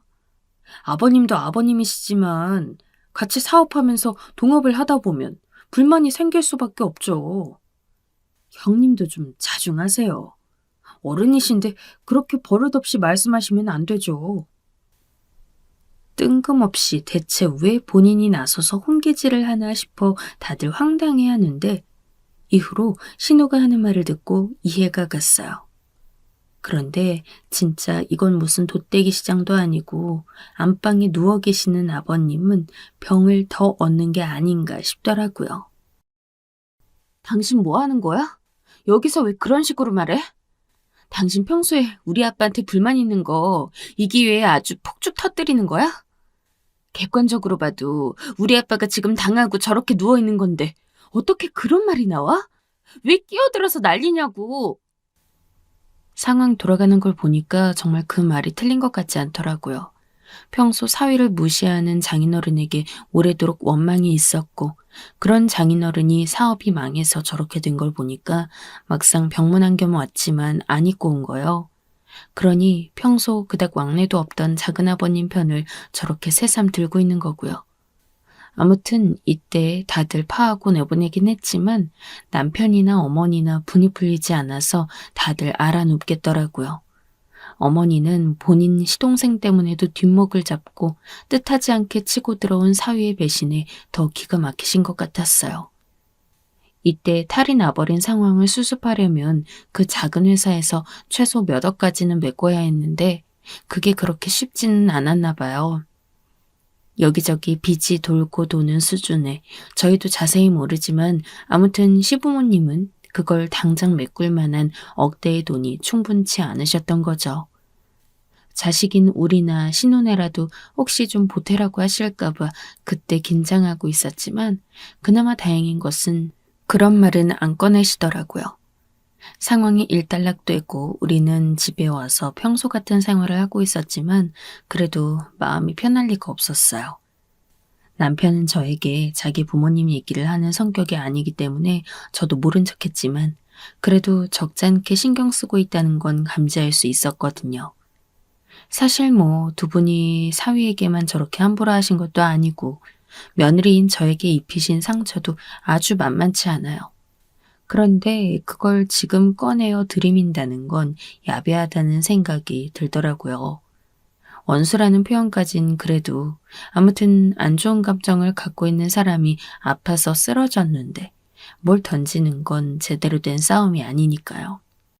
그런데 그렇게 기세등등하고 맨날 혈압 오르는 소리만 일컬으시던 두 분이 이후에 뭐 드릴 게 있어서 찾아갔더니 완전 기가 팍 죽으신 거예요. 어머니는 우리한테 신우와의 연락 여부를 물어보시는 걸 보니 딸과 완전히 단절되신 듯 했어요. 아마 신우도 그날 일 때문에 자기 남편과 대판 치렀을 거고 아직 친정과 연락할 기분이 아니겠죠. 니네 혹시 명희랑 연락해봤냐? 아휴, 내가 문자를 그렇게 보내고 전화를 해대도 연락이 안 된다. 혹시 연락되면 엄마한테 전화 좀 하라고 해주라. 이런 말이 오갈 정도인데 우리가 해도 별 수 있나 싶었어요. 일단은 알겠다고 하고 아버님을 들여다봤는데 맨날 눈을 흘겨가며 예민한 소리만 하시던 분이 옴짝달싹을 못하고 계시더군요. 누워 계시지는 않고 소파에 앉아 계시기는 했지만 진짜 몇 개월 사이 확 늙어버리신 것 같았어요. 고생을 너무 하셔서 그러겠지만 말이에요. 보다 못한 남편이 몇 마디 걸었는데도 상황은 더 나빠진 듯 했고요. 뭘 묻고 그러냐? 할 말 없으니 니들 볼일 봤으면 가라. 아주 골 아파 죽겠다.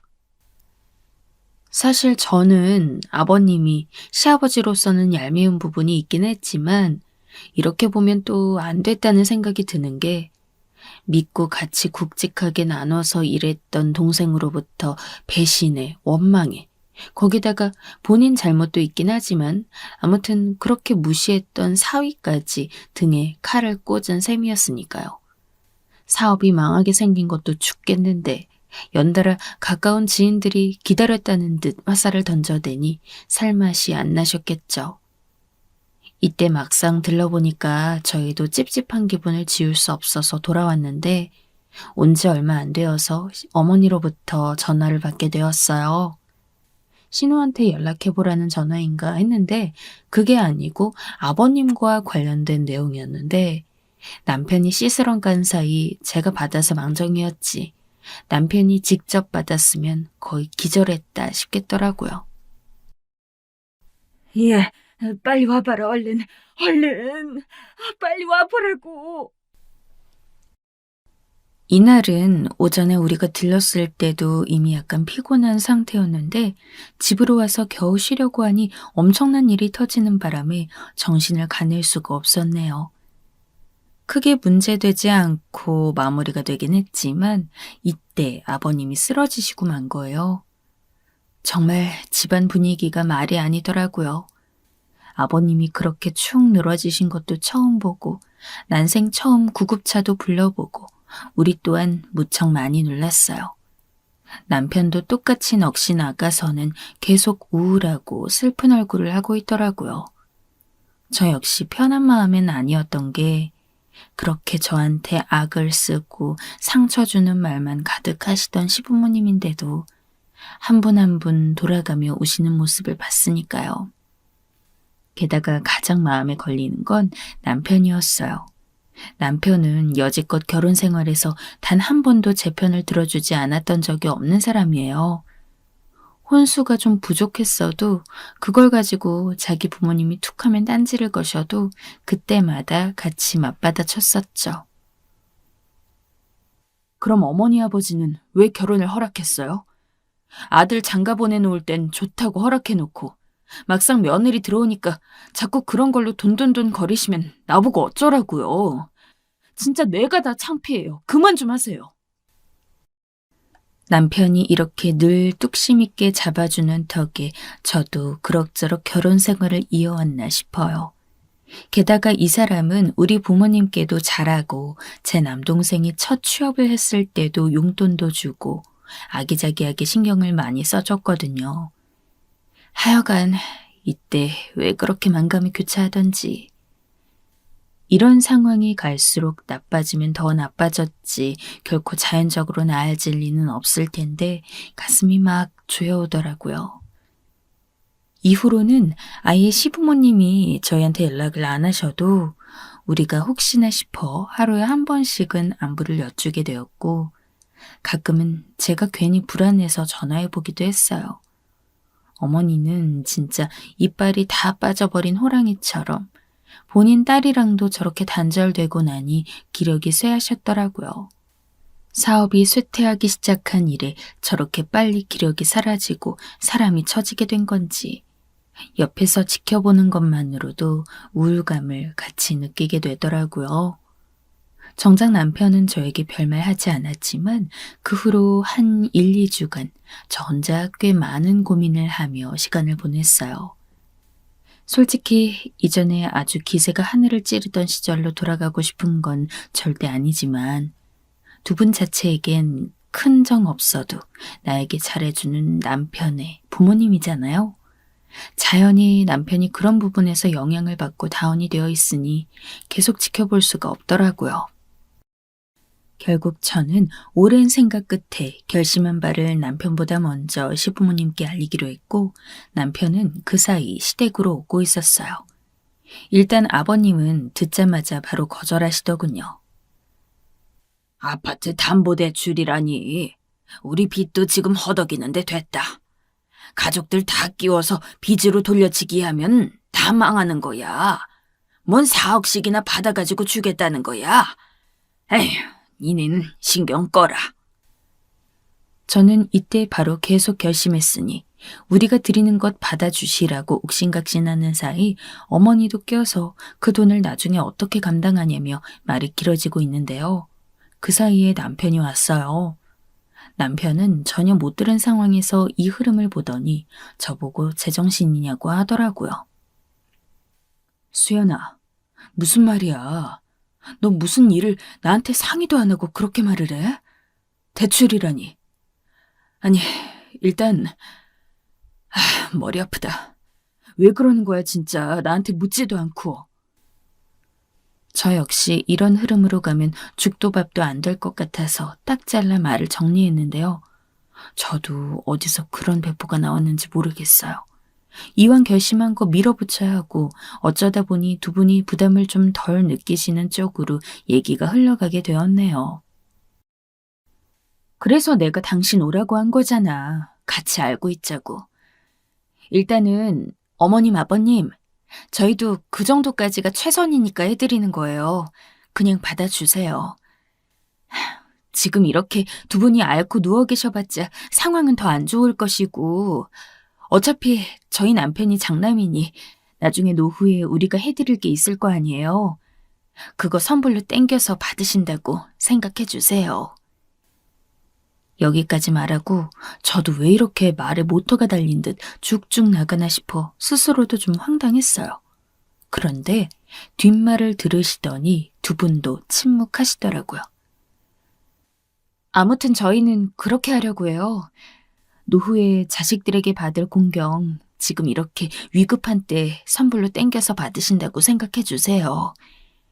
나중에 두 분 어디 심하게 아프고 제대로 인식도 못하고 하실 때 그때 가서 자식들이 효도하고 해봤자 얼마나 기억이 남겠어요. 그것보다 한창 치열한 삶을 살고 계실 때 제대로 받아보시는 게 낫죠. 그러니까 미리 받는 셈 쳐주세요. 네?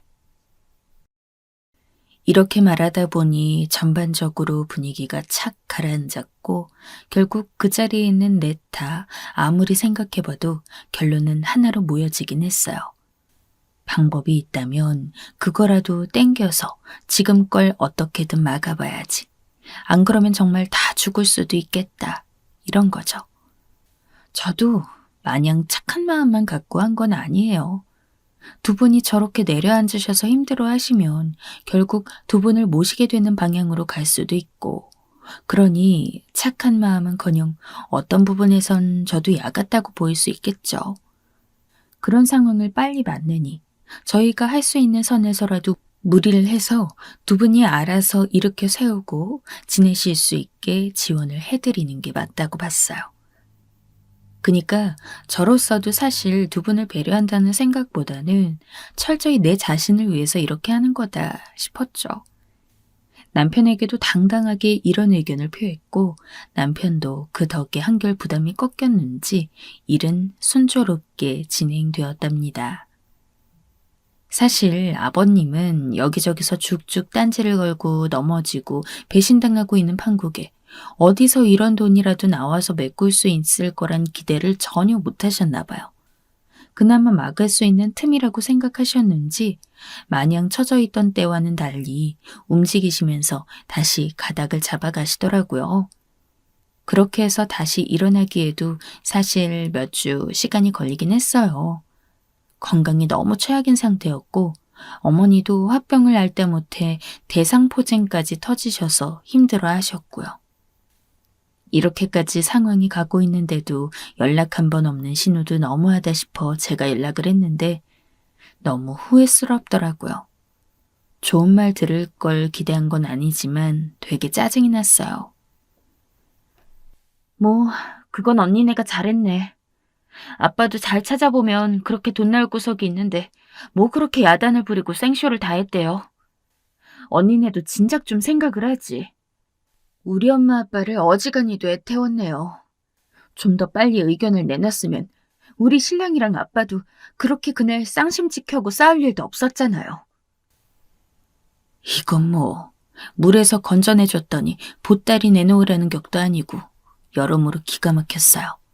그런데 이 얘기해봤자 남편이 외려 더 저한테 미안하고 눈치 볼까 싶어서 차마 말은 못하겠더라고요. 하여간 그 뒤로 아버님은 다시금 일을 시작하셨는데 그 과정에서도 또 답답한 게 있었어요. 그렇게 지인들, 심지어 가족들한테 당하셔놓고 다시 기반을 닦는데 또 지인을 끌어들이신 거예요. 이번에는 어머니의 남동생, 그러니까 처남과 같이 해서 일어날 생각을 하시더라고요. 우리 남편 보고도 직장 퇴근 후 저녁 때 와서 같이 하자고 하시고 이때 새삼 또 열불이 났어요. 아니, 아버님은 그렇게 측근한테 당해놓으시고 대체 나 진짜 이해가 안 가. 왜 그러시는 거야 대체? 그 말에 남편은 눈치를 또 슬금슬금 보더니 자기가 더 잘하겠다고 하면서 결국 꾸역꾸역 아버님을 도와드리러 나가더라고요. 이때 저도 사람인지라 솔직히 아버님한테 담보대출로 보태드린 것에 대해서 조금씩 후회가 되기도 했어요.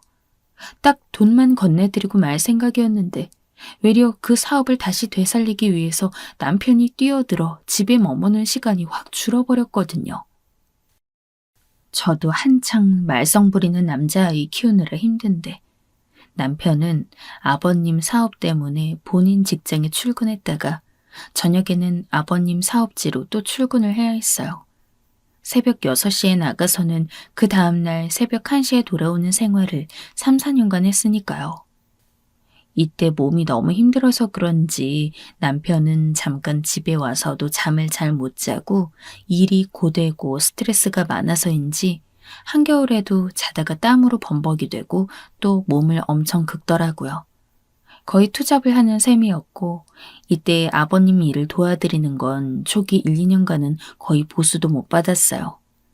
2년차 되고 3년차로 접어들 무렵 아버님도 겨우 본인 아들 보수를 주실 상황이 된 거고요. 이런 와중에 명절에 잠깐 만난 신우는 계속 빈정대면서 당연히 아빠 일이니까 본인 오빠와 새언니가 도와야 한다는 투로 말하고 자기 남편은 데려오지도 않더라고요. 우리 남편은 그냥 놔두고 왔어요. 와봤자 싸우긴 할 거고 이제 이 집에선 완전히 원수됐는데 뭐 어쩌겠어. 일시당초 엄마 아빠가 워낙에 내외했으니 감당하셔야지. 뭐 신우 입장이야 이해는 가는데 너무 남 얘기처럼 말하고 또 집에 와서는 반찬이며 이것저것 잔뜩 가져가는데 그런 부분이 좀 얄미웠어요. 아무튼 이때 저도 이런 신우를 보면서 되게 힘이 빠지기도 하고 내가 뭐하러 이런 생고생을 자처했는가 싶었죠. 그런데 이 시기가 분명 힘들기도 하고 진이 빠지기도 했지만 분명한 것은 이런 때가 그렇게 길지는 않았다는 거예요. 그리고 우리가 힘들게 대출을 받아서 감당하느라 서로 지쳐있던 때도 있었지만 그게 결코 우리를 배신하지 않고 돌아왔다는 사실에 매우 놀라고 있는 요즘이에요. 바로 아버님의 사업이 점차적으로 자리를 잡고 다시 재기하실 때 저 역시도 불안했지만 어느새 이런 부분들이 아주 많이 보완이 된 거예요. 그러다 보니 본격적으로 작년 10월부터 우리 남편은 그간 다니던 회사를 정리하고 아버님 쪽으로 완전히 기울어 넘어오게 되었어요. 그쪽 회사와 아버님 회사를 같이 다니면서 벌던 것 이상으로 보수를 약속받고 오게 된 거예요.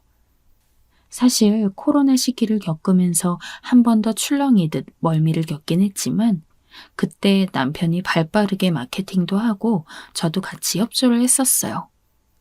애 키우느라 바쁜데 어린이집 보내놓고 저도 낮에는 같이 나가 있기도 하고 기존에 제가 알아두었던 지역 협동조합 업체들이랑도 조금씩 다리 역할을 했었거든요. 그러다 보니 기존의 재정 상태로 돌아옴과 더불어 이전보다 아주 조금 더 여유가 생긴 거예요. 그렇게 해서 아예 한 분야를 맡아서 남편이 진행하게 되었고 이제는 제 도움도 필요로 하는지라 저도 올해 1월부터 함께 돕게 되었어요. 그간 코로나 터지고 말도 많아서 아이를 학교에 보내느라 정신이 없기도 했지만 따져보니 이쪽 일을 돕는데 재택근무도 가능하고 저에게도 나쁘지 않은 근무 조건이더라고요. 어머님이나 아버님이나 성향적인 부분에서는 뭐 달라진 건 없겠지만 한창 사업이 어려워서 힘든 때를 지나고 나니 저에게 조금은 태도가 순해지신 것 같아요. 뭐 여전히 할 말을 하고 사시는 분들이기는 하나 어쩌면 제가 변했을지도 모르겠네요. 어지간해선 두 분이 뭐라 하시든 뭐 애를 키우는 부분이나 회사 일을 돕는 부분에서 잔소리를 하셔도 흘려듣는 편이에요. 그것도 그런 게 초등아이 돌보고 직장 일도 같이 하고 집안 살림도 하고 아무튼 여간 정신없는 게 아니잖아요. 그렇게 바쁘게 살다 보니 한 가지 좋은 점은 어지간한 소리는 흘려듣게 되었다는 거예요. 그것까지 신경 쓰다 보면 머리가 도저히 감당이 안 되거든요. 그래서 저도 제 또래 다른 엄마들에 비해서 아이 학교는 학교대로 챙기고 근무는 근무대로 하면서 돈을 벌고 있으니 이 부분이 나름 신기할 따름이에요. 남편도 기존 연봉보다 2배 이상으로 오른 셈이고 아버님이 하시는 사업 형태가 장기적으로 크게 영향을 받지 않는 쪽이긴 하거든요. 원래는 본인 사위가 비슷한 일을 했기 때문에 전혀 다른 길목에 있는 우리 남편보단 사위에게 물려주실 생각도 하셨는데요. 저렇게 틀어지고 나니 이제 그건 물 건너간 셈이죠. 우리도 당시 나름 어렵게 부모님을 돕긴 했지만 그 결과가 수년이 지나서 저희에게 이런 식으로 돌아오게 될 줄은 몰랐어요. 아버님 사업은 우리 남편에게 물려지는 쪽으로 얘기는 이미 작년에 끝났고요. 이 부분에서 연말부터 신우와 말이 나오고 있는 관계로 이게 좀 골치가 아플 뿐이에요. 아빠, 어떻게 아빠 딸을 놔두고 그렇게 오빠랑 언니네만 쓱 물려줄 수가 있어? 사위랑 그렇게 틀어진 건 어디까지나 다 아빠 잘못 아니야. 평소에 아빠가 이 사람을 무시했잖아. 그럼 좀 잘 달래서 데리고 같이 잘 지내볼 생각을 해야지. 아무리 오빠네가 돈도 대주고 했다지만 그럼 나는 돈 없어서 못 보탰다고 자식 취급도 안 하는 거야? 난 자식도 아니냐고. 이런 흐름으로 하루가 멀다 하고 아버님이나 어머니한테 전화해서 그렇게 생떼를 쓰나 본데 얼핏 전해 듣고 저도 어이가 없더라고요. 남편은 우리가 신경 쓸 일 아니라고 우리 일이나 집중하자고 해서 그러기로 했지만요. 진짜 봐도 신우는 정말 답이 없는 것 같아요. 사연 없는 집이 어디 있다고. 그럼 며느리인 저는 뭐 시부모님과 사이가 좋아서 이렇게 살고 있는 건가요? 저는 둘째 치고 아버지가 본인 아들에게 물려준다는 것도 왜 저렇게 고집을 부려서 본인 남편에게 가게 하려는 건지. 그럼 데리고 와서 그때 난동 피웠던 걸 머리 숙여 사과라도 하게 하던가 말이에요. 아무튼 저는 확실히 이전보다는 경제적으로도 심리적인 부분에서도 훨씬 단촐하고 심플한 삶을 살게 되었음은 틀림이 없어요. 이후로도 잘 꾸려나가고 싶습니다.